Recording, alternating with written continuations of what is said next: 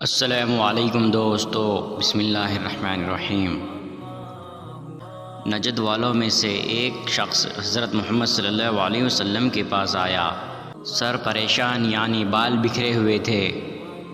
ہم اس کی آواز کی بھنبھناہٹ سنتے تھے اور ہم سمجھ نہیں پا رہے تھے کہ وہ کیا کہہ رہا ہے، یہاں تک کہ وہ نزدیک آن پہنچا۔ جب معلوم ہوا کہ وہ اسلام کے بارے میں پوچھ رہا ہے، حضرت محمد صلی اللہ علیہ وسلم نے فرمایا کہ اسلام دن رات میں 5 نمازیں پڑھنا ہے۔ اس نے کہا، بس اس کے سوا تو اور کوئی نماز مجھ پر نہیں؟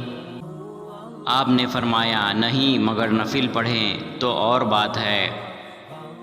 حضرت محمد صلی اللہ علیہ وسلم نے فرمایا، اور رمضان کے روزے رکھنا؟ اس نے کہا، اور تو کوئی روزہ مجھ پر نہیں؟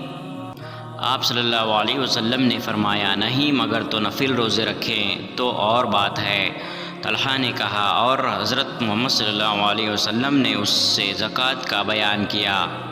وہ کہنے لگا کہ بس اور کوئی صدقہ مجھ پر نہیں ہے؟ آپ صلی اللہ علیہ وسلم نے فرمایا، نہیں مگر یہ کہ تو نفل صدقہ دیں تو اور بات ہے۔ پھر وہ شخص پیٹھ موڑ کر چلا، یوں کہتا جاتا تھا، قسم خدا کی میں نہ اسے بڑھاؤں گا نہ گھٹاؤں گا۔ حضرت محمد صلی اللہ علیہ وسلم نے فرمایا، اگر یہ سچا ہے تو اپنی مراد کو پہنچ گیا۔